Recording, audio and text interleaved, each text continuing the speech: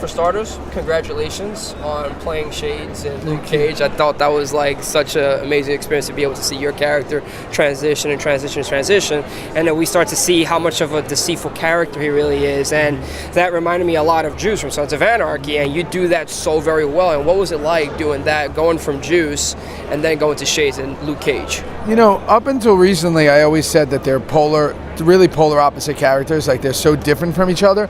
But at the same time, kind of the more I think about it, they have a lot of similarities, similar things, meaning that you really never saw either of them coming. Like, you know, with Juice, it was like he started off as this comic relief for a couple of seasons, and then all of a sudden something's revealed about his past in season 4, and it's just this incredible emotional journey and roller coaster till his, you know, ultimate end. And I thought that is a very similar thing with Luke Cage. You start in Luke Cage, where what took over 7 years on Sons, in Luke Cage in 13 episodes, you're watching the first couple episodes and you're like, what is with this guy? Like, where is he from? Who is he? You know, there were people who came up to me and were like, is he Diamondback? Is he this? Is he that? They didn't know who he was. Some people would, in the beginning, would be like, is he Cottonmouth's bodyguard? Like, they didn't know, they couldn't put a finger on who this guy was. Now, if you are someone who pays attention, you realize that he knew Cottonmouth his whole life. He knew Mariah his whole life. He was a street kid.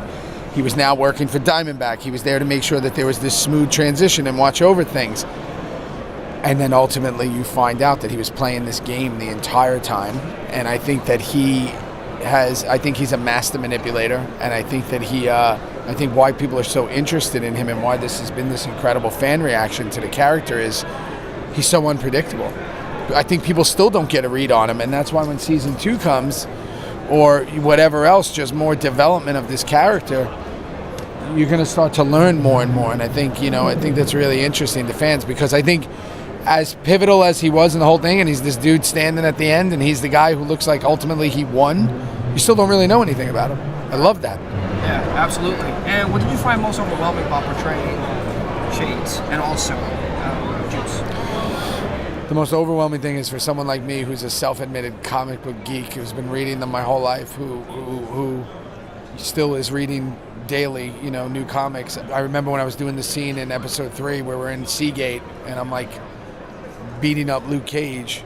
I'm like, I'm punching Luke Cage, and I'm a character that Stan Lee created. Like, this is overwhelming for someone who drew comic books and, you know, dreamed of Marvel and DC and all that kind of stuff my whole life, and Dark Horse and all these comics I was reading. So that's pretty awesome. And the coolest thing about them is I get to play these characters that just seem to, I guess, make an impact on people. People love and hate Juice, and they love and hate Shades. So I kind of always catch these emotionally fringe characters that people seem to respond to. And last question, who do you think will win a fight between Shades and Juice, and why? Fist fight? Fist fight, any sort of fight, tactical, physical? Shades. Shades?